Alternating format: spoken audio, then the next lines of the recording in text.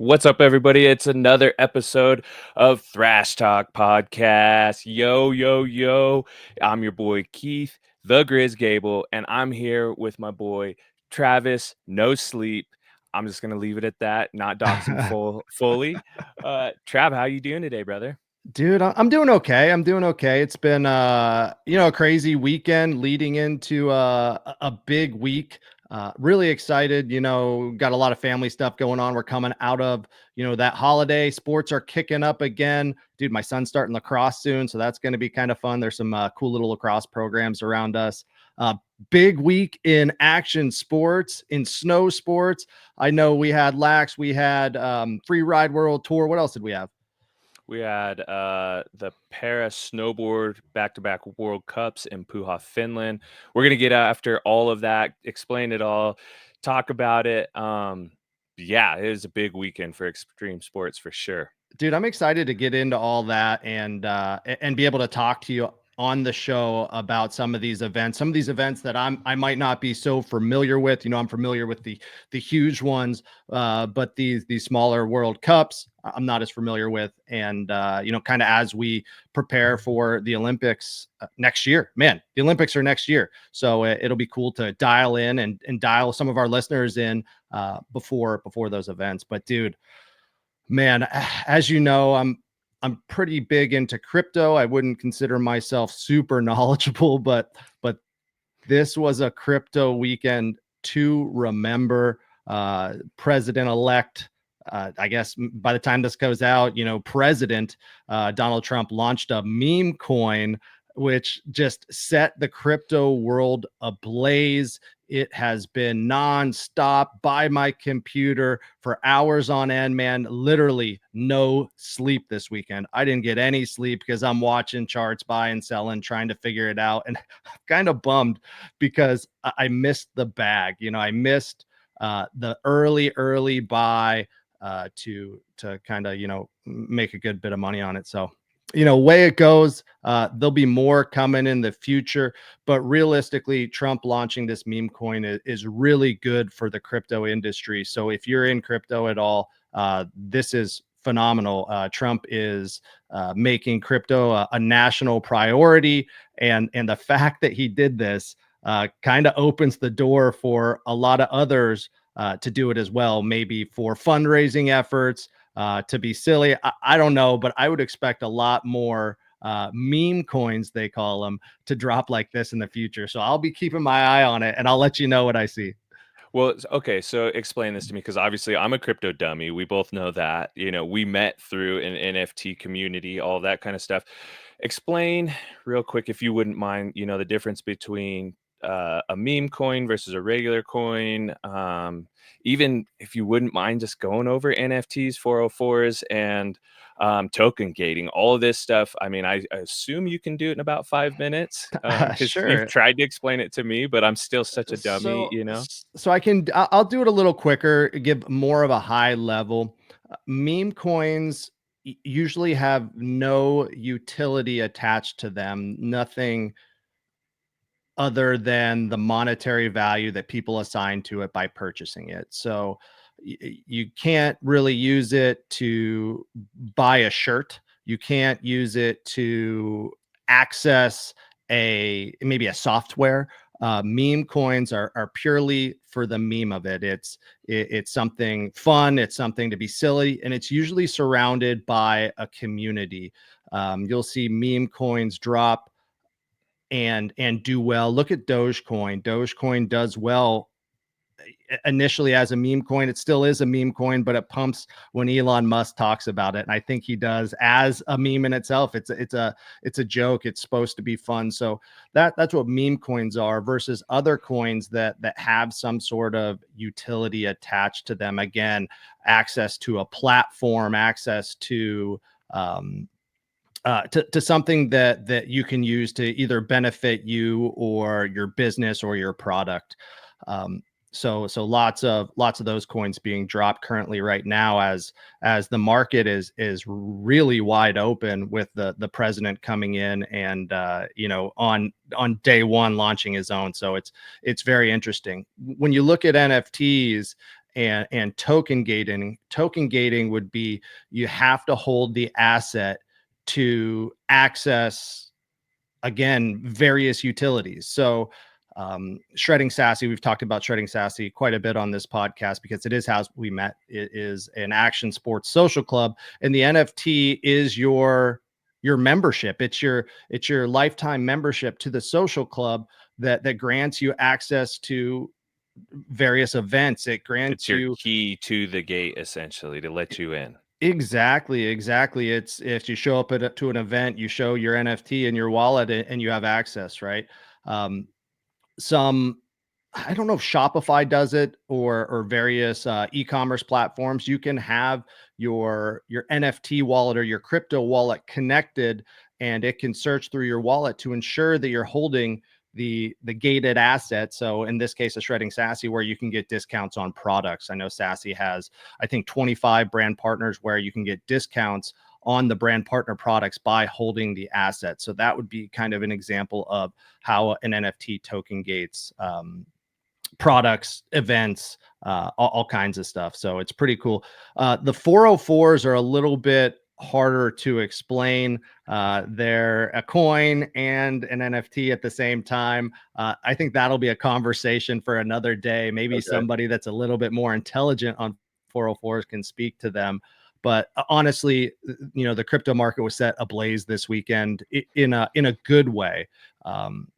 Retail will be coming on board during this administration, and if you're not sure how to get involved or what to do, I highly suggest that you do the research and figure it out, because it's crypto's here to stay, and under the new administration, it's just going to take off to new heights. I expect exponential growth in the crypto market over the next 4 years for sure. That's everything that I've been hearing as far as the crypto market as a whole. I follow a bunch of different pages on Instagram. I sift through Reddit. So obviously, full disclaimer, we're not giving any sort of financial advice here. Especially, it really does come down to the person themselves to do their own research. You're taking risk, and it's money, and you can win big, you can lose big. So do your own research. Is there anywhere that you can, I guess, point people that's a good place to start if they haven't already, or if they're kind of like in over their head and they're just trying to figure this whole thing out? Where's someone like me, where would you tell me to go to like start, researching or just looking? Yeah, that's a great question and a challenge, and kind of reaching back to your not financial advice. Crypto is so volatile. That's why, a big portion of the financial industry has not picked it up, because, swings of 25% in a day is really nothing in the crypto industry. It's not shocking, except when it's Bitcoin or the biggest players. So definitely be careful. Definitely do your own research. If you haven't been involved in crypto at all, I highly suggest starting out with Coinbase, and going over some of the coins that they have listed, reading about them, learning about them, and then asking questions. As you said, Reddit is a good source. Twitter is a good source. You have to be careful. There's a lot of shit posters out there that are going to do stuff to pump their own bags. We were just talking about this offline, pumping bags. It's going to 100 billion, it's going to 1 trillion. Some people are doing that. They're grifters. They're doing that to get you to buy so that they can sell. That is the market, unfortunately, and that's one of the downsides that I'm hoping we get over as more retail comes in. So start off simple. Start off with Coinbase. I started off with Coinbase back two bull runs ago. I can't even remember the year. Was it 2015, 14, somewhere in there? And just started by purchasing Bitcoin, Ethereum, and Litecoin. I think it was the only three they sold at the time when I got in, and doing it with some of my friends and talking about it, each of us doing our research. What really helped was a group of people that I trusted, kind of doing our own research together and talking to each other. So it's tough to go at it alone. If you need to, definitely do it, but be careful at the same time. Yeah, I think someone like me, there's so much information, both good and bad, right? Like you said, people trying to pump their own bag, talking about the numbers and all that kind of stuff. At times, it can be a little you can be a little, trepidatious, I guess, for lack of better words, to ask the question because, there are some pretty dumb questions when you don't know anything about it and you don't want to just get ripped apart on something like Reddit or something like that. I think it's important to just be willing to ask those questions, regardless if you know the person or not. But it's better to ask a question to somebody that you trust than a complete stranger that could just potentially be, seeing you as shark bait and Sure. essentially pumping their own bag. But I think it's important to go in there and just start reading as much as you can when you have a few minutes, one bite at a time. You can't eat this elephant in one bite. So, over time, I think some people are going to become really knowledgeable that are just getting into it now. Let me tell you, one of the best decisions I think I made in 2024 was starting a small weekly buy of Bitcoin, really small weekly buy of Bitcoin. And it happens no matter the price of Bitcoin, it just automatically buys for me. And, over the last year, obviously that's done very well, as Bitcoin has done very well this year. That money I see for my kids, I see for my grandkids. I just gonna let it Mhm. go, gonna continue it, gonna not pull from it, gonna not try to use it for these silly meme plays. Just let it ride, as Bitcoin, in my opinion, is gonna be around for a long time. So I think, Sweet. yeah, I think we just kind of leave it at that. Get into action Yeah, sports and have some fun, man. Dude, you sent me a absolutely. video. Dude, you sent me a video that was pretty wild that I kind of want you to kind of break down for me because I don't know what's going on here. It looked kind of sketch, kind of dangerous, but super technical at the same time, dude. Can I pull it up? Yeah, absolutely. So a little background to this story. It's two of the writers I know. I'm not sure who the third writer is. I'm guessing from France, maybe, or maybe Czech or something like that. I don't actually know, but Jared Hughes actually posted this video, and I was watching it. They're out there training. I think maybe there's a Europa Cup or something, but they're on 30 to 40-second course, and the start section isn't that great. I'm watching this video and I'm like, these boys are riding, they're ripping. It's border cross. Let's go. And at right before the final feature, the person who's filming, which later I found out was Lucas Eguibar, who's a world champion. I mean, the guy's an absolute beast from Spain. He lifts his board over the tail of the French or Czech rider, whoever it is. Forgive me, don't rip me apart on the internet. I'm not always, in the know exactly of who everyone is, but he lifts the tail over or he lifts his nose over the tail of this other person's board right before he takes off on a jump. They're like going up the lip and he lifts it. And it's such a sketchy move. I've only done it once ever, and it was at World Championships. I was getting pushed. And if you don't, and by pushed, I don't mean someone was shoving me. They were just impeding into my line and starting to spin my board out. So if you don't do this, you're gonna spin out. And Lucas doing this on a jump is just my brain was blown because I've only done this once before where I lifted the nose of my board over the tail of the person's board in a race. We were not going off a jump. We were kind of in a straightaway, kind of jockeying for position into the first turn. And whereas para-snowboarders generally don't make that type of move, like all the coaches that caught it on film for me were just like, what are you doing? That's psycho. That's amazing.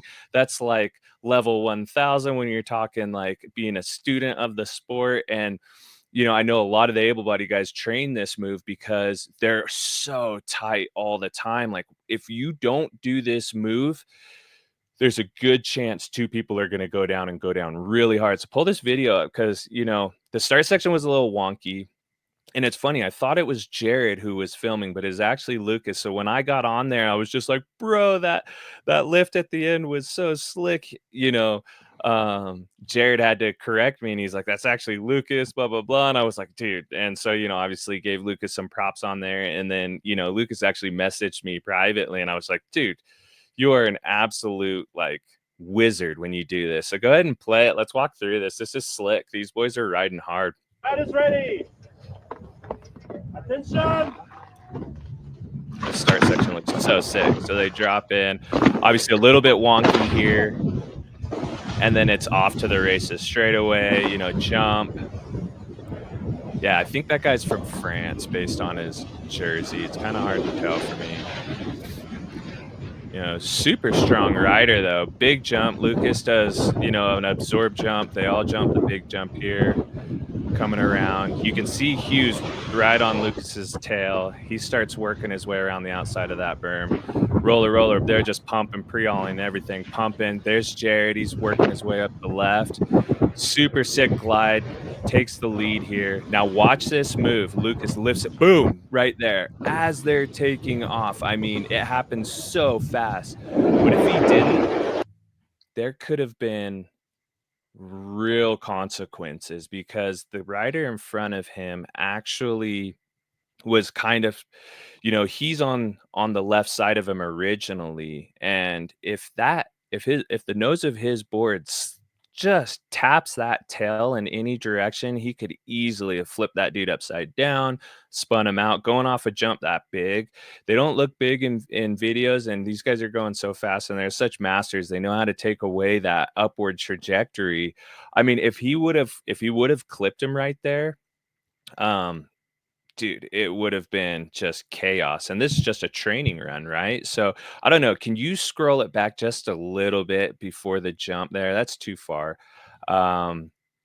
Yeah, right here. And just watch the tail of the snowboarder that's in second place. You'll see Lucas's board lift up and over the tail of that. And it's really quick. It's subtle, but it's a brilliant move. So is he performing that move to get to the inside to, you know, try to have a shot, or is he performing that move out of necessity to avoid a collision, or a little bit of both? A little bit of both, but I would say more of the latter. I mean, again, you don't want to clip someone's tail going off a jump, because think about it. If you take someone out and they're in the air, you could end up landing on them, take yourself out. It could spin you out and you catch your tail, you know. Sure.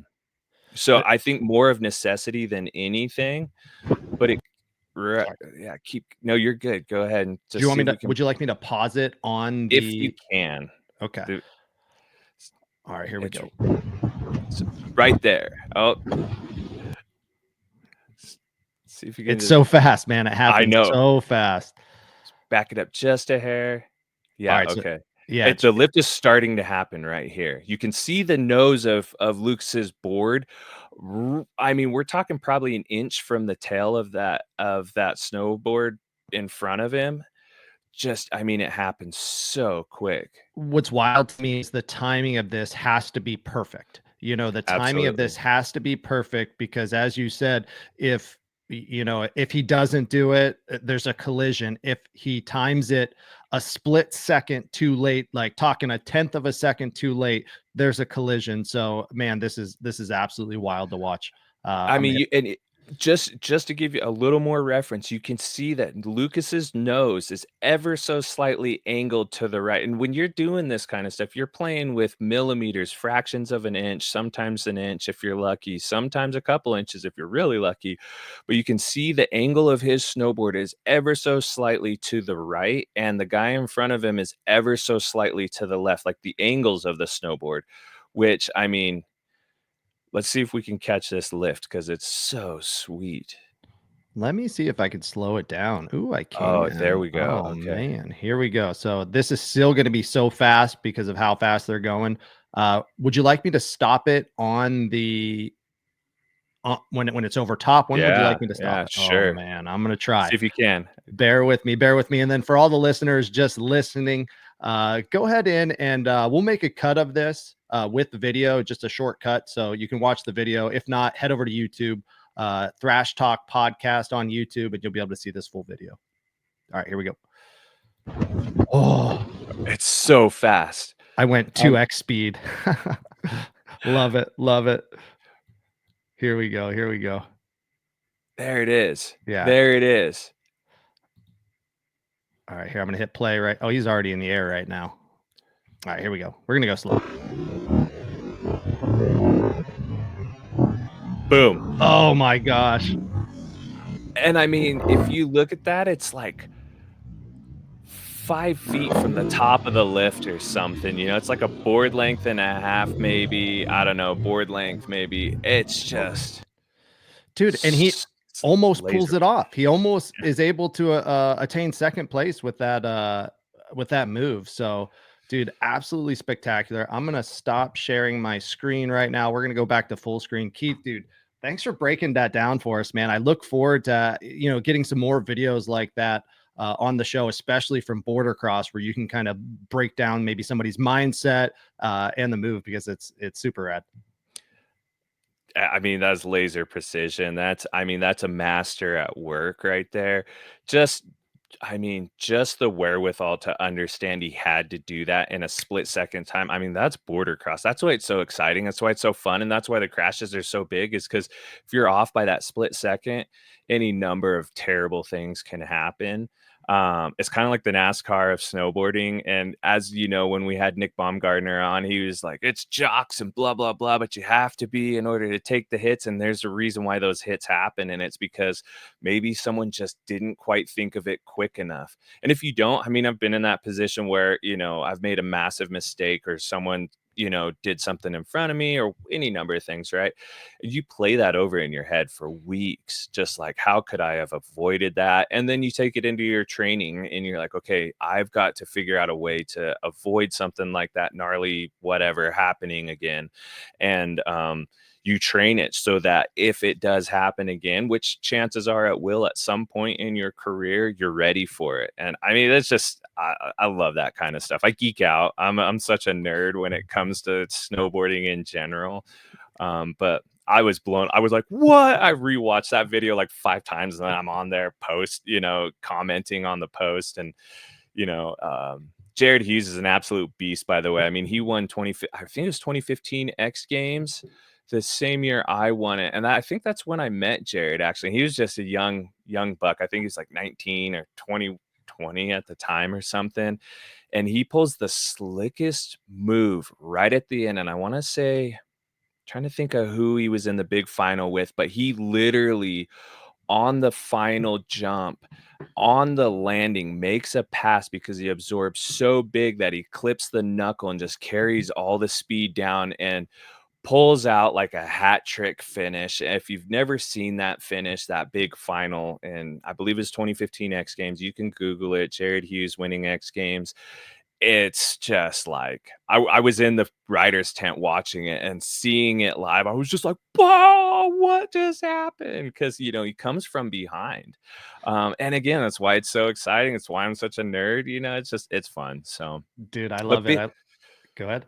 I was just gonna say, big week for extreme sports, extreme snow sports. We like you said, we had the Freeride World Tour, which I know you're gonna break down here in a second. We had the LAAX Open. We had Para-Snowboard going out there doing their thing. I've been chatting with the folks. We'll pull up the brackets here in a minute and see who won and who came up short. So for that, and yeah, give us a breakdown on Freeride. Dude, before I do that, I want to say, so through Thrash Talk, we teamed up with Bush League Sports and Shredding Sassy to do Freeride World Tour Pick'em event, and I guess an all action sports pick'em event. We have 4 to 6 events planned for this year where we're going to do little pick'ems. It's going to be free to enter, and you'll be able to enter on Thrash Talk Pod on Instagram, Thrash Talk Pod on X. It'll be a Google form where you'll go select the rider that you expect to win the event. There'll be points associated with different podiums. We're also going to do a bonus. It's going to be fun. It's who you expect to get dead last at a certain event. And at the end of the competition, the user, the player, who picks the most podiums, who gets the most points, is going to win some pretty dope prizes. We got fitness packages from Bam Bam's Fitness. We'll have stuff from Bush League Sports and Shredding Sassy merch packs to those winners. So we're really excited to do that. However, I screwed up. We were supposed to do a pick'em for this first Freeride World Tour event that occurred this past week. It happened on Friday.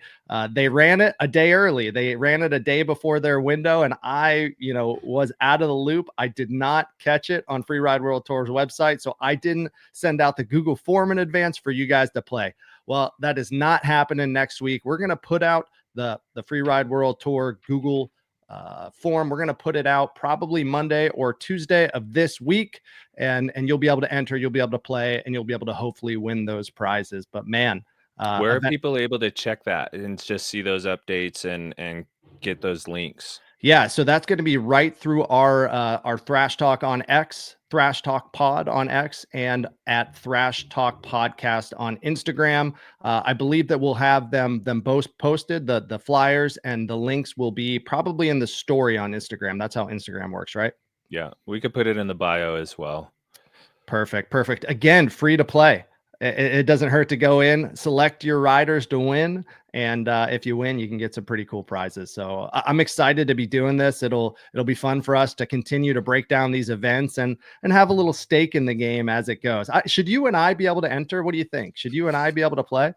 I mean, there's certain events that I could play, but obviously, if we start doing the para-snowboard side of things, I don't know where it falls in the line of gambling, and Sure. there's a pretty big clause in my contract that says I'm not allowed to gamble on my own sport, essentially. So I wouldn't be able to play that one. I mean, I'd love to play, but I think just looking at like the rules and everything, it may be a little more fair if we don't. We can announce who we would pick, something like that. But Oh, I that could be think fun. yeah, and I'm all for that. I don't want to sway people's decisions in any way, shape, or form. But at the same time, I don't think that we should be playing necessarily. Sure. I love that. I'm in. Doesn't matter to me. I think it's going to be fun either way. And we'll continue to carry on the conversation on it here on Thrash Talk. It's just going to be a blast. So, Yeah, but I'm stoked. talking about the event, you and I were talking, it was a little rough out there. Conditions weren't the best. Snow conditions weren't the best. I think you said chundry was the word for it. Chundry? Is that what you said? Yeah. It's Yeah. got the Yeah. chunder Dude, from down under, bro. I'm learning. I'm learning. But the event was still dope as ever. Free Ride World Tour, champion is the coup de grace, the top of the top for free ride ski and snowboard. Tahoe boy took home first in men's ski. Ross Tester, a wild card for this event, meaning he didn't qualify. He was entered based on merit. The kid absolutely threw down, man. It was really cool to see. Huge backflip right from the jump. Two big threes, hitting essentially everything on that course. Ross Tester, again, Tahoe boy. Cheers to him. Watch out for Ross. The rest of the tournament, at the rest of the stages, really cool to see a wild card entry get a win in the first event. Absolutely amazing. Sick. Congrats, Ross. Yeah, That's absolutely. And then awesome. on the snowboard side, Old Faithful, Victor De La Rue, just a constant winner, man. He's always at the top of the podium in the Free Ride World Tour. Champion last year, starting out the event this year with the win, man. So cool to see a Yeah, huge I backflip. called that one. I Did called you? that one last week. I was like, if you see either of the De La Rue boys in the competition, Victor or Oh, Zav, yeah. Go ahead. Sorry. that's a solid pick any way it shakes out. Yeah, absolutely. Victor hit everything on the course. Like, every Wow. single line. He hit everything on the course, man. So impressive, so technical. So Victor De La Rue takes first for men's snowboard. I didn't get to see too much of the female side, and that's on me and time. But Justine, what is it? Justine Dufour Lapointe taking home the women's ski, and then the French Naomi taking home the women's snowboard. So awesome first event to kick off Free Ride World Tour 2025. We're going to keep you updated here on Thrash Talk as we go through this. We'll even announce some of the pick'em winners for the week as they happen. But man, it's such a cool event. for sure. Such Dude, a I cool event. love it. You know, I always say Big Mountain is where my heart always lies, whether it's just slashing a wide open pow field that no one's been on yet, or dropping a cliff, or, you know, getting through a little, you know, a chute or something like that. Like, it's so technical. You have to be on point with every aspect of your game when you're up there. It's so steep. It never looks as steep on TV as it is in real life. When you're standing up on a gnarly line, you're literally looking down and you're just like, holy shit, here we go. Like, this is going to be gnarly, you know, and like you kind of have to talk yourself through whatever line you've picked out, you're going to go for it. So I love that there's a option for big mountain aspect, you know, and I know we've got natural selection coming up. Oh yeah. That's going to be so sick. And I don't know if we're going to do any pick'ems for that, but you know, it's snowboard base only. You know, Travis Rice's little thing, you know, he separated himself from Fist and is doing it himself. He's got the big banger sponsors backing him. And you know, what's cool about Freeride World Tour is it's like you go up, you pick a line and you ride it. What's cool about natural selection is they go and build features in the summer and then let the snow just build and build and build to make it as rideable as possible in the summertime. And then they go and build, and then it's up to the athlete to kind of pick their line of choice and throw down bangers off of any number of drops or slash and pow turns. They build jumps in there, which is always cool as well. So I just love that there's that aspect for, you know, competitors that may not want to be on like a true circuit anymore, or if they do, there is an opportunity to ride the big gnarly lines. It's where the heart is, you know. It reminds me so much of Red Bull Rampage. When you're watching it, it like Yeah. your blood's pumping just watching it. I can't even imagine what these athletes are going through, man. And when watching it this time around, I was actually thinking about the wax techs and what they got to Mhm. do to have these boards and skis ready. This one had a long flat stretch where you had to get up over a hill. So they needed lots of speed, through the middle part of the course. Mhm. And man, it was just really fun to watch for sure. Yeah, talking about the wax techs, I know you and I have talked to Scorgy a year or two ago. You know, he's the wax technician for Team Great Britain, Para-Snowboard, and I think he was doing alpine ski as well, something like that. But I mean, you think about if you've got a traverse, a lot of people don't realize, like, if that slope is, you know, 38 degrees and for some reason it is super chundery or icy or something like that, like wind buffed. I mean, you need those edges to be laser sharp so that you can or maybe razor sharp. I don't know. I think lasers do a bit of cutting as well. Uh, but they need to be so sharp just to hold in. Yeah. um, just to be able to hold your traverse, hold your line to be able to get up over that next ridge line. And then, yeah, I mean, wax has to be on point regardless of what you're doing for competition. You get all kinds of snow conditions. And I'm assuming, you know, Freeride World Tour, those guys are probably, guys and gals, I should say, they're probably, you know, going through 2 different snow temps between, I don't know what the vertical footage is, but I'm guessing anywhere from 1,800 to 3,200 feet, and so that's a big, change within the climate of the mountain, and snow conditions can change dramatically between the top and the bottom, and so you've gotta kinda be prepared, and it's really cool getting to know some wax techs over the years because they are, you know, wizards at the end of the day. They're layering different waxes, expecting, you know, one layer to tear off by this point based on your weight and all kinds of stuff. You know, they're putting overlays on, and it is fun. It's another geek out aspect of skiing and snowboarding that It, I just freak out on. Lots of science involved, lots of Yeah. trial and error involved, and like you said, those guys are the best of the best. We got to get Scorgi on here one day to give us a breakdown. I know that he has a pretty cool backstory, and bringing him to where he is today as a wax tech, so Yeah. cool, so cool. Yeah. I mean, it's like I said, it's full on wizardry at the end of the day. And it's kind of like crypto. You can only touch the surface unless you do it for a really long time. Like, I mean, in the early days, I was waxing my own board. I was tuning my own edges before we had a team to do it for us. I was doing it all on my own. And so I went down some really deep, dark rabbit holes trying to figure it all out. And I'm sure I singed some part of my lungs, heating overlays at the wrong temperature without a face mask on. I mean, they're in there.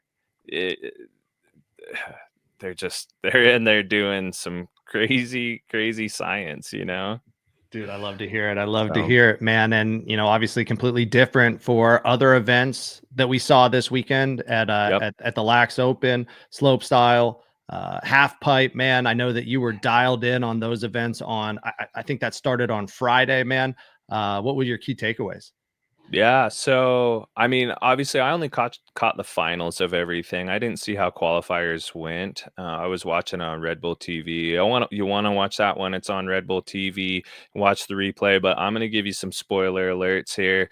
If you don't want to hear who won, tune out, I guess. But no, it was fun. It was super cool to watch. I think some of the big stories was, men's free ski. So slope style for skiing.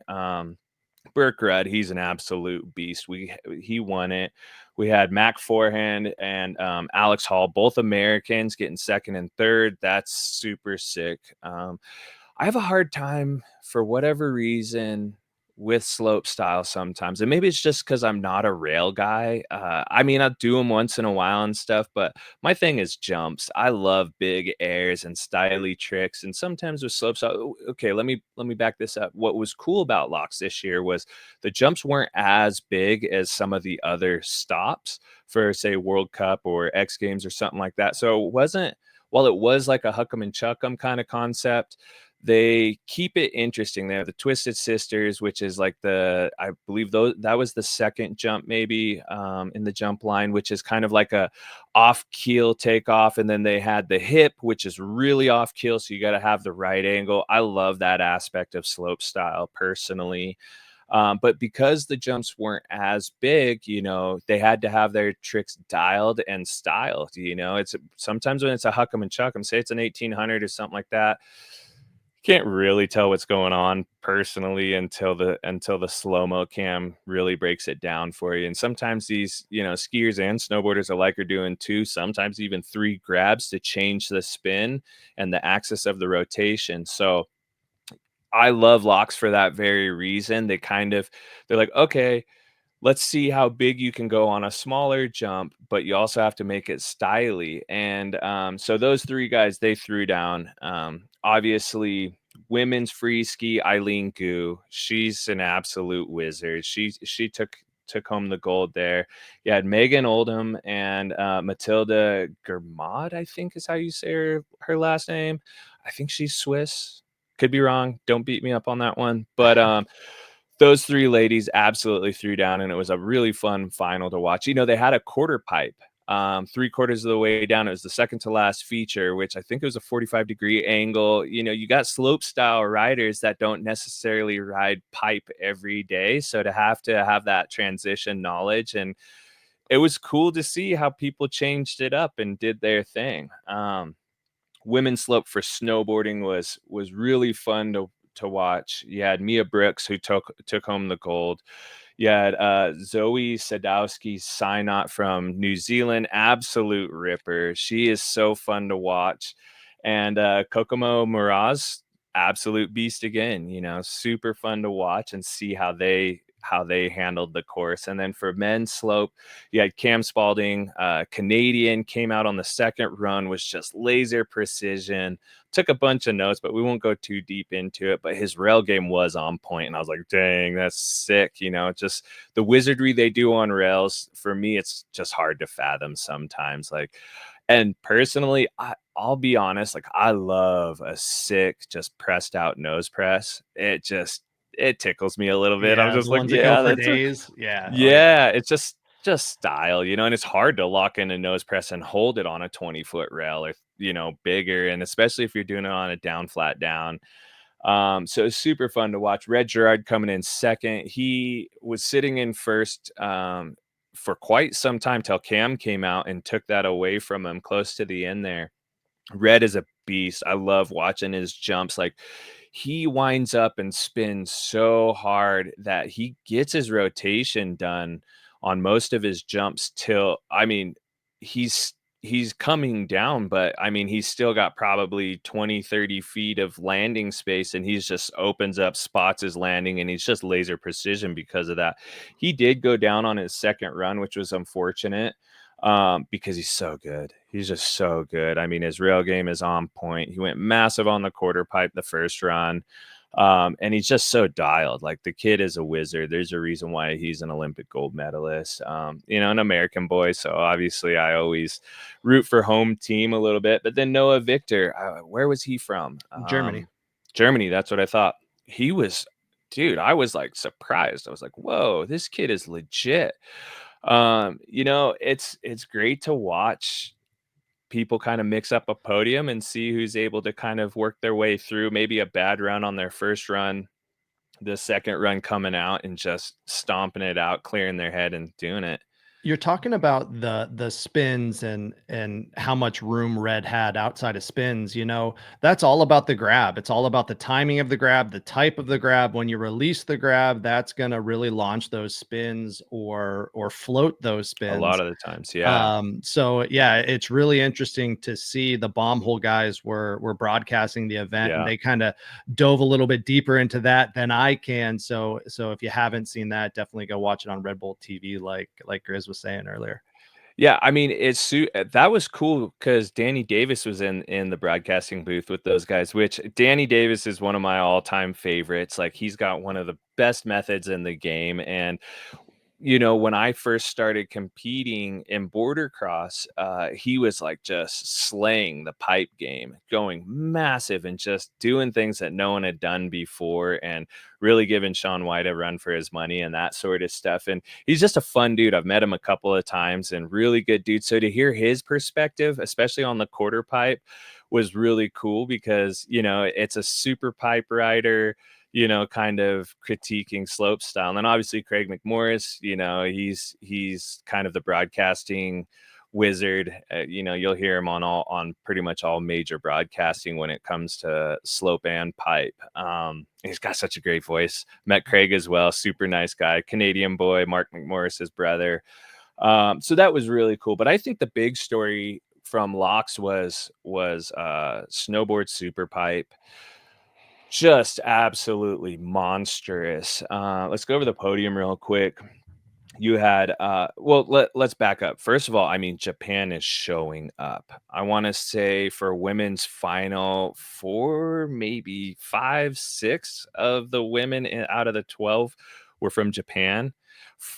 4 of them were in the top 8, if that gives you an idea. And then on men's side, 5 of the 12 were from Japan. So Japan is showing up and putting on clinics most of the time. I mean, I truly believe, okay, let's go over podium real quick. For women's, you had, the queen, Chloe Kim, came out swinging. She's throwing dub 10s, absolute monstrous airs. She's a step above the rest, with the exception of Maddie, Mastro, another American girl. I mean, doing dub 10s as well.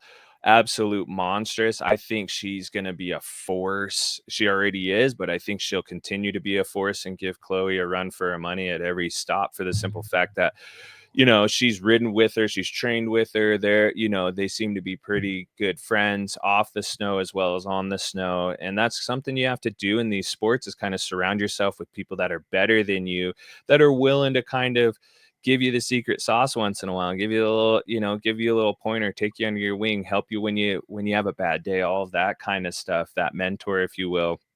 And then Gaeon Choi, I think is how you say her first name, from Korea. Yep. Yep, she's an absolute weapon as well. I mean, these 3 ladies threw down. And it's funny watching Chloe do her victory run. She's still going monstrous and throwing tricks. I mean, she could have methoded every trick if she wanted to, just to put on a little show, a little method clinic, but she didn't. There was one point she kind of messed up on the right wall. If you're at skier's right or looker's left, which she did a 9 or something like that. But I think she was setting up for maybe like a cab 10 or something like that, but ended up going 9. And it was cool to see her go big anyway it shakes out. And then men's super pipe, podium, Scotty James you had for first. I mean, the guy's a weapon. I think he's the biggest super pipe rider. I think he's like 6'1", 6'2". He's a monster. It's funny watching the podium because the two guys that took second and third, Japanese riders, you had Ruka Hirano and Ayumu Hirano, both from Japan. And Scotty standing next to them is like a foot taller than them. And they're not standing actually on a podium. They're standing, on the snow at that point. And it's just hilarious because they like come up to his shoulders.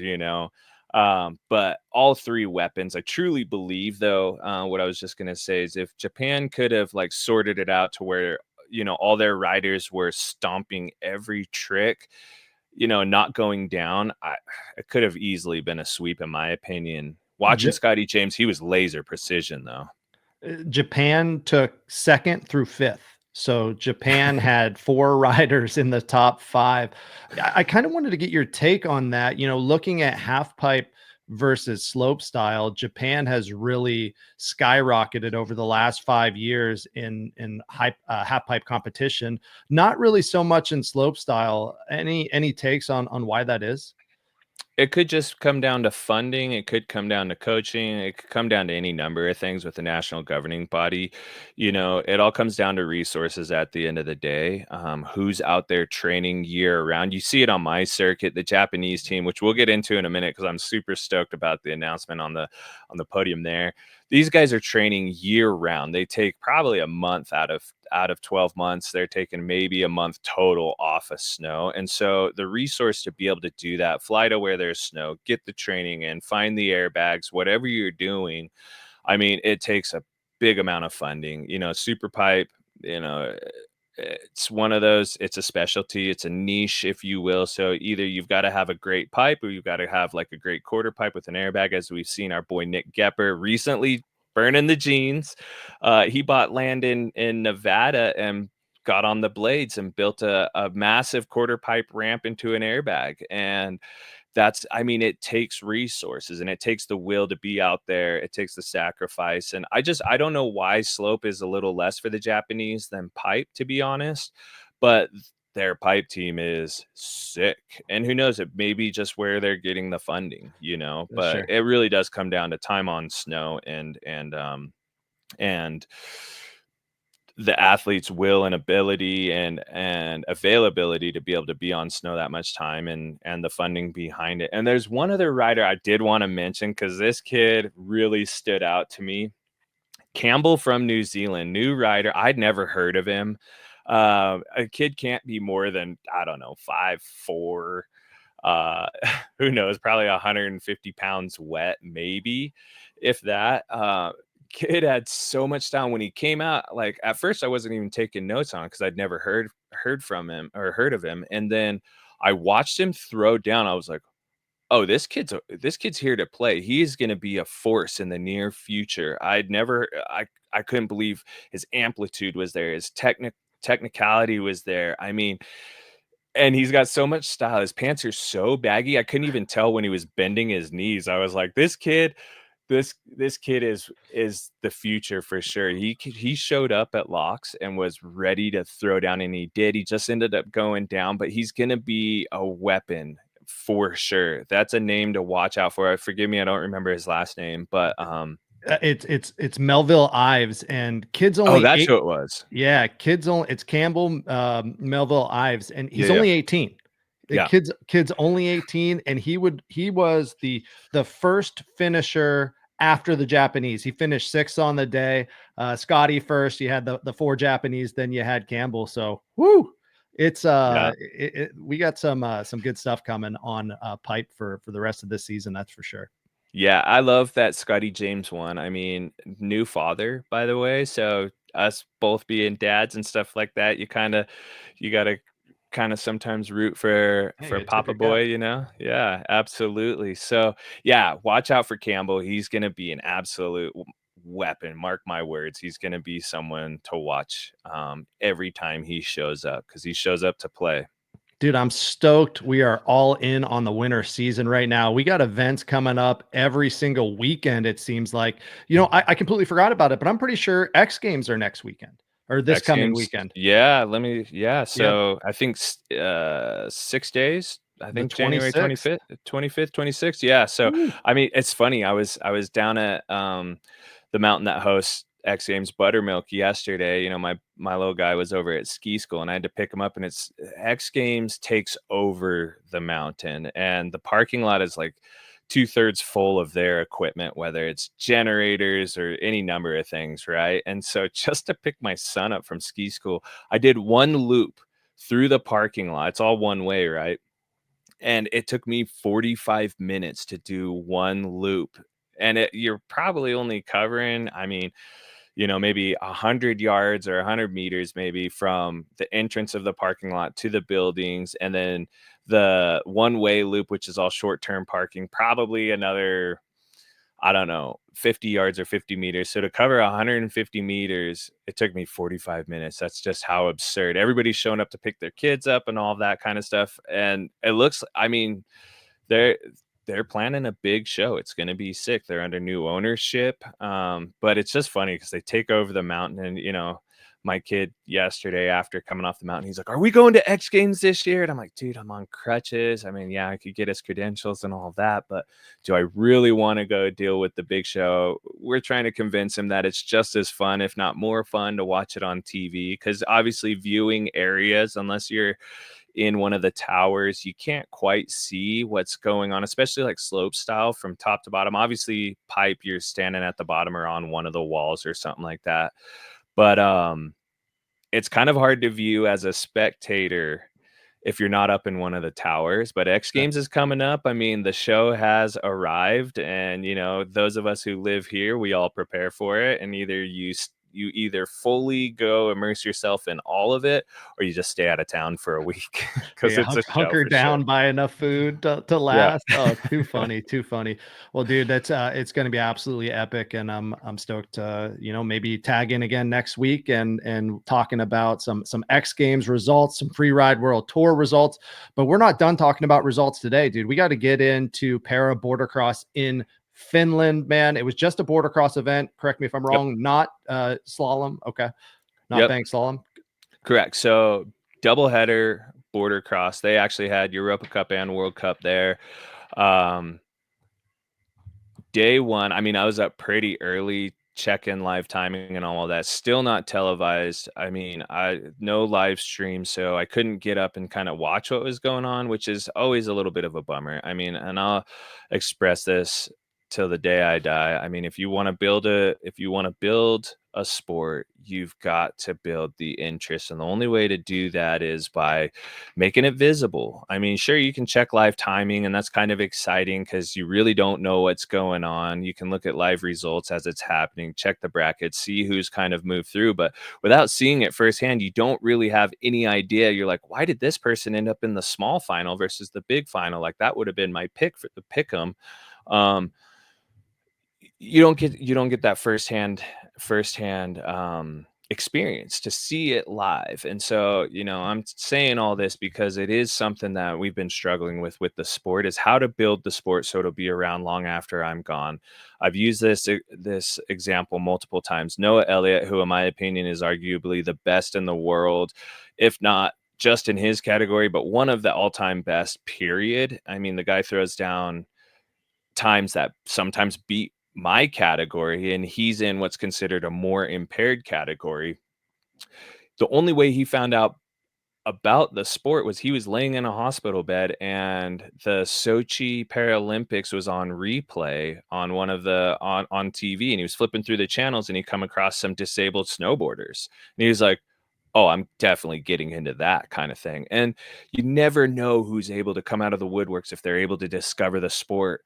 And so we need live stream. We need people to be able to see what we're doing because it's super exciting. It is, in my opinion, and nothing against the other para sports. I love them all, but I do think it's the most exciting. I think sledge hockey is really exciting, but you don't get to watch that. Just like para alpine, I mean, they're doing a bit more for live stream for para alpine right now, which is cool, super exciting. But I still think personally, border cross is the coup de grace for excitement. So a long-winded way of saying, come on, FIS, help us out. Let's build this sport together. The only way we're going to do it is by exposing it to the world and letting people see what these folks and myself are capable of, because there's some pretty tight racing. We have photo finishes at almost every race, and we're talking centimeters and millimeters between first, second, and third sometimes even fourth. So let's get that out there to the world. But yeah, big competition. So the first day was actually canceled due to weather. And, I got on and started chatting with some of the folks over there. It sounds like the wind just was super gnarly, and they had a warm spell come through in the Arctic. And so everything was just like bulletproof ice, which can make it super dangerous, especially if you're playing with wind. And I mean, I like an icy course, especially if my edges are sharp. I mean, it just tells me it's going to be that much faster for me. But so day one actually got canceled. So it was originally supposed to be a double header. They ended up only holding the singles race. And I'm gonna pull up the brackets right now because I did not get up this morning at 1:30 to start watching live timing. I was exhausted. But I'm gonna pull up the brackets as we see them, and we're gonna kind of go through this. Love it, man. So Love it. Go ahead. Sorry. yeah, yeah. So snowboard upper limb, there was only one racer. Unfortunately, it goes back to the whole growth of a sport. These ladies actually do not have a medaled event in the Paralympics, but hats off and tip of the cap to Monica. Um, Mana Kotsan, she's from oh, forgive me. She's no, not Romania.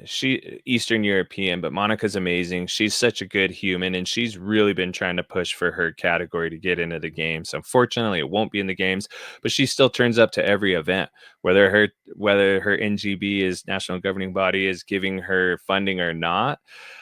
She's still showing up, and so just a tip of the cap to her for just showing up, even though she had no one to compete against. She still went out there and did her thing, and she is fast when she's competing against other girls. I mean, she wins constantly. I mean, she's a beast. And if she had more competition, she's a weapon. She would be a force for everyone to handle. So, just tip of the cap to her. Let's get into SBX women. LL1, LL2 combined. So that would be women that have some sort of lower impairment. Some are more severe than others, but because the categories aren't that big, they've decided to combine these two categories. So, to give you a quick little reference, LL1 would be someone who's missing at least two joints, or the impairment severity of someone who's missing two joints. So an above the knee amputee, or severe cerebral palsy, or MS, multiple sclerosis, or something along that nature, maybe incomplete paraplegic that has the severity of someone missing two joints. That would be your LL1. LL2 is the category I compete in, which is below the knee amputees, and they would consider it less severe. We're kind of the mixing and melting pot where, my boy Zach Miller, teammate, he's in that category with CP also. We've got Ben Tudhope with CP. There's drop foot in there where you might not be able to articulate your ankle. Emmanuel Paratoner from the able-bodied World Cup circuit. He blew out his knee a few years ago, got a complete and total reconstruction or replacement or something like that. He was classified. So he's in our category. He's a weapon. He's hard to deal with on any given day. He's got 20 years of able-bodied experience, and then bringing that over to us, it just forces us to step up our game at the end of the day. But just to help you understand the categories. So let's look at these brackets. So small final, Li Tiantian from China. I mean, China showed up. Their weapons for sure. Wang Xinyao, that was first, and third. Zhang Yanhong went second. So they swept the small final. And then Danae Russell, American gal, love her to death. She's an above the knee amputee. She showed up and she took eighth. So the big final, third, we had Kate Delson. Kate the Great, absolute amazing human. I love this girl. She's so awesome. She's just got a great attitude. Huge congrats to Kate for taking third, getting herself on the podium. I think that might be her first World Cup podium in border cross. I could be wrong. Don't hate me, Kate. Be Kate the Great, not Kate the Hate, because I could be wrong. But so stoked for her. So stoked for her. And then obviously, Cecile Hernandez from France. She's one of those gals with multiple sclerosis. She took second. And then our hometown hero, Brenna Huckabee Clegg, coming home with the first, absolute weapon. I mean, she fought to get herself into the Paralympics because actually that LL1 category for the women's was not going to be a medaled event. And so she went toes with all the big organizing bodies and won to get herself into the Paralympics. And she was like, look, I don't care if I'm competing against people less disabled, if you will, than me. I want to compete against them and I want to go. And so she fought tooth and nail to get herself into the Paralympics and then ended up winning a gold medal. So just Brenna, absolute weapon, absolute beast. And she's a problem for the rest of the women in that sense because she's so determined, 2024 ESPY winner too, right? For 2024 ESPY winner. best para athlete. So cheers to Brenna. Yeah. Brenna's funny. I've traveled the world with her. I've known her since she was, I don't even know, like 15 or something, 16. Just a kid when I met her. Just a funny human. I love her presence. All right, let's get into SBX upper limb men's. Keith, can I cut you off real quick? Sure. So you say big final and small final. Can you explain to everybody what that is? Yeah, so when you get into the quarterfinals, obviously it's brackets. It's 4 people on course, and it's bracketed out based on your time trial event, or on your time trial run. And from there, it just gets bracketed out like playoffs or something like that. And when you get into the semifinals, you've got 8 riders, 2 different brackets. Whoever advances, top 2 advance from each bracket. Whoever advances from the semifinals, that will be your big final. And whoever doesn't advance, they still get one more shot, one more race, one more bracket for, 8th through 5th, 8th, 7th, 6th, 5th. And then, obviously the big final. So that's the small final. And then big final is 1st through 4th. So that's your podium. So I've been in a small final and you're like, dude, I don't really want to go out there and do this. Can I just, and then you realize you're like, well, there's points for 5th, there's points for 6th. So you go out there and you lay one more down. I remember years ago at X Games, Trevor Jacob was in the small final and he had announced to everyone at the top, he's like, I'm going for it, meaning he's going to do like a back 3 or back 5 on the first jump, which was like 65 feet. It almost took off Diebold's head. It was crazy to watch in slow motion because he's telling everyone, he's like, I'm going for it. But these guys are racing at the same time. And you watch the snowboard just miss Diebold. And I'm just like, oh my God. So sometimes if they're not in the podium contention, they might, racers might get a little wild, So that's kind of a breakdown for big and small final. So let's look at the big final. Again, China showed up. This is upper limb. So anybody, missing an arm or impairment to the upper limbs. Let's see here. Whoa, is this right? Small final, big final. Oh, here we go. All right, China. Dude, I think did they sweep it? I might have read this one wrong earlier when I was kind of going through a couple of these. I didn't look at all of them, by the way. Zhang Zhao from China with 3rd place. Second, they did not sweep it. My boy Jacopo Lucchini from Italy getting a 2nd place. Congrats, Jacopo. Super stoked for you, bro. I know your category is super stacked these days, and he's a beast. He's another one of those that have been putting in the time. And then from China, Ji Li Jia. From China, taking home the gold. Congratulations, G. Dude, crazy. I must have been looking when you and I were chatting. I was like, you know what? Let's read these on I must have been looking at the small final there. So a huge congrats to those boys. Jacopo, super stoked for you, bro. Oh, backed out. Give me one more sec. Sorry, everyone. I'm looking on my phone at the results here. So SBX men's LL1 lower limb 1. Let's pull up these brackets real quick. Whoa. Okay. Small final. This kind of blows me away. There was only 6. Someone must have gotten taken out and wasn't able to compete for the small final. I'm guessing there was a big crash, because this kind of is not. If we were doing pick'ems, 2 of the 3 riders in this small final, I would have chosen as podium, if not winners. So in third from China, Liu Yang. Second, Noah Elliott, my boy, my teammate. Pretty surprised to see he was in the small final, and the winner of the small final was my other teammate, Mike Schultz. Those 2 guys would have been picks for podiums, in my opinion. So there must have been a crash, because there's only 3 people in the small final, which tells me whoever should have been in that other slot probably got hurt. Not sure what happened or who. I'll probably have to have some conversations later to see what's going on. And then 2 of my teammates who are absolute beasts were in there. So I'm guessing a big crash. I don't know. Wow.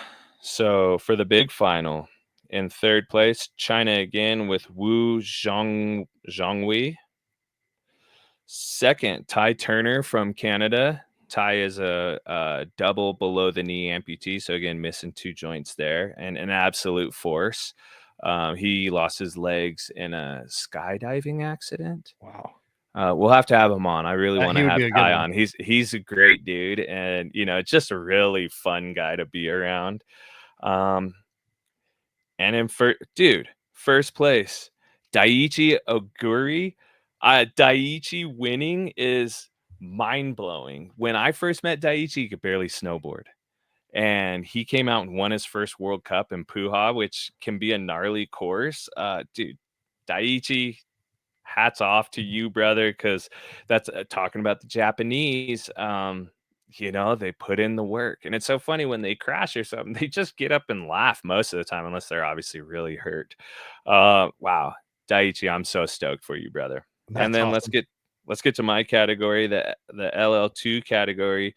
Have not seen this bracket at all as well. Small final. Okay.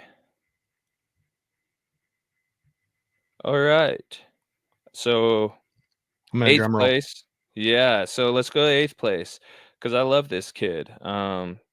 Alexander Godowski, young American athlete, big guy, gentle giant in my opinion. Up and comer for our team. Hey, he took 8th. He made his way through the World Cup brackets. This is awesome. Lee Jae-hook from Korea. I don't know who that is, but he took 3rd. Rapalis, Eastern European. Sorry, Rap. I'm not firing on all cylinders today. Dude, Rap is awesome. Such a good dude. First place, Taka. I can never say his first name. Takahiro Ichikawa. So Ichi, winning the small final. Good for him. He's a good dude. He came out swinging last year. Japanese rider. Dude throws down. I think he won one of the World Cups, or second or something like that, in border cross. I think it was Germany, and we were just so elated when he won, because it was like, he's one of my favorite people. I mean, dude, he's a black belt in judo. Ooh, Yeah, watch and so out. he's just so funny, and always has such a calm demeanor, and like always just kind of, he'll show up with his goggles upside down or whatever, because he's just goofing A little all the quirky, a time. little quirky. Yeah. Do you guys ever grapple up at the top of the hill? We'll mess around a little bit, but I'm afraid of his throws. Like, he's proper black belt in judo, so I want nothing to do with him slamming me on the ground right before a Oh race. man.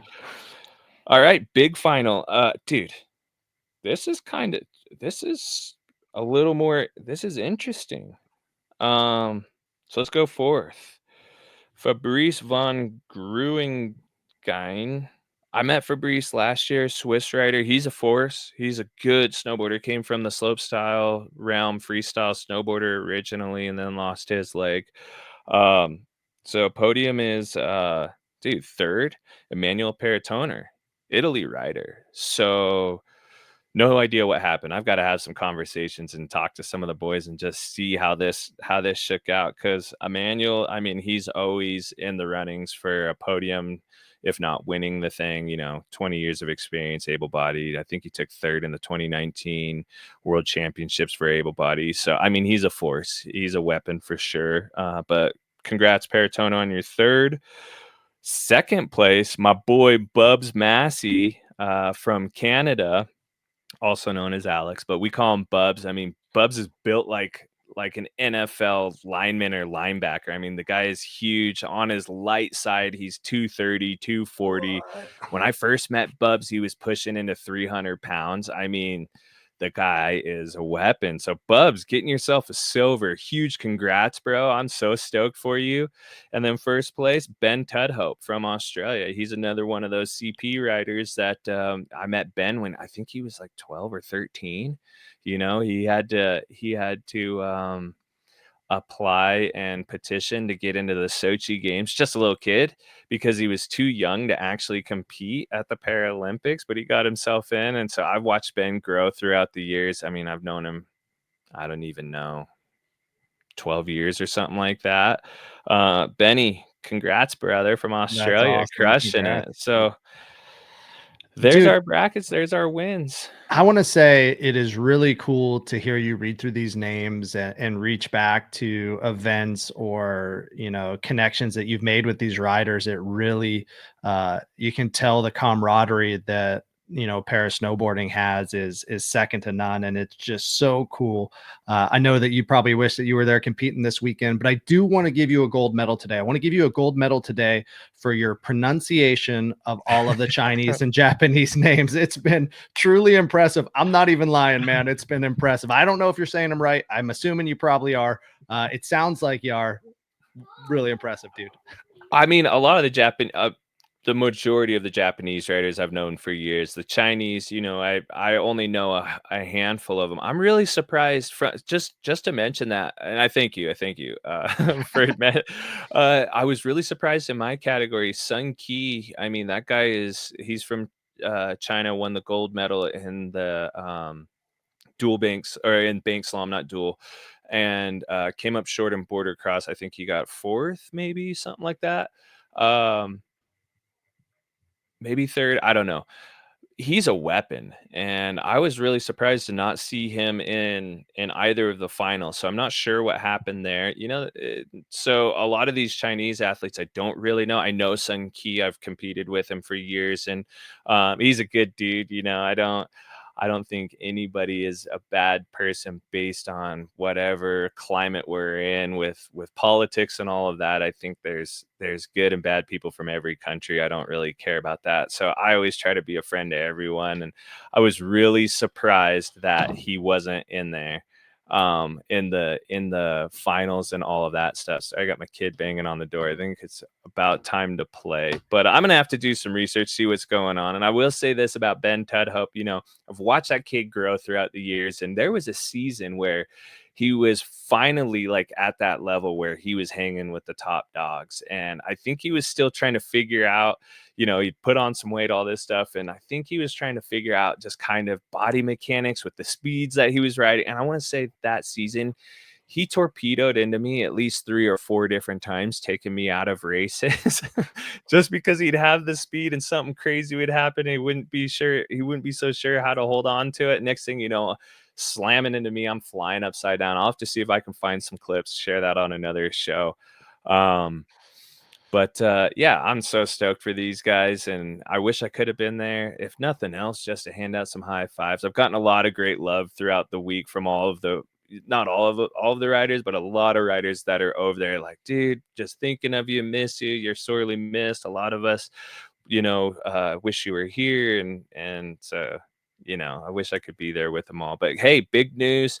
US is hosting a World Cup in Steamboat Springs. coming up. Actually, I want to say February 25th through the 28th, something like that. Just got put on the calendar because Europe is struggling for snow, as you saw. Freeride World Tour. Snow has been a miss this year. I mean, even over in Finland, they were pretty shy on snow.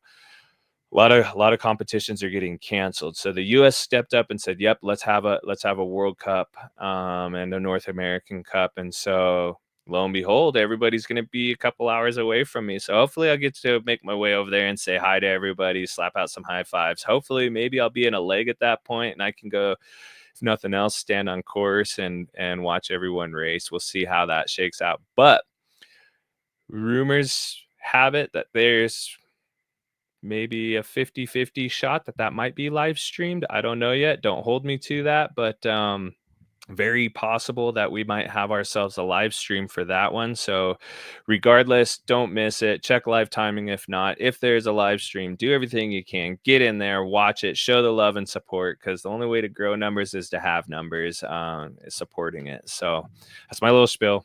I'll shut up about it now. No, you're good. I agree. I love it. And as you said, we're coming up on that time, man. It's been a great show today, going over all the events, talking a little crypto in the beginning, and we got more coming down the pipe. I want everybody to keep an eye out on the Instagram and X pages for the Freeride World Tour Pick'em that will be dropping early this week. Again, just go into the Google Forms, select your riders that you expect to win in each of the 4 categories: men's snowboard, men's ski, female snowboard, female ski. If they win or even podium, you get points. We're giving 5 points for first place, 3 points for second, and 1 point for third. Again, we're going to have a special bonus dead last rider. If you pick that rider correctly, which will be hard, I only have it for 5 points. Maybe I need to up that to like 10 points for that one, because that's going to be the hardest one to pick for sure. We're stoked to do it. So again, keep an eye out on the socials, Thrash Talk socials, to get dialed in. But Keith, man, that's all I got, dude. Anything you got to close us out today? Not really. I mean, we're in full swing, like you said, of winter sports right now. We're super stoked to bring updates and pick'ems and recaps to the stage and just chat about it. I would say thank you all to everybody who gives us the love and support. As you all know, this is a passion project for us. There's nothing in it, but we love doing this, and we do it for you all. And honestly, we do it for ourselves because it's fun. So if you haven't already, give us a follow, like, share all of the stuff, help us get the numbers as well. Cause like I was saying earlier, you can't grow something without the numbers. But we love you all. Thank you all for tuning in and being here with us. Much love. Have a great week. We'll see you out there, y'all. You.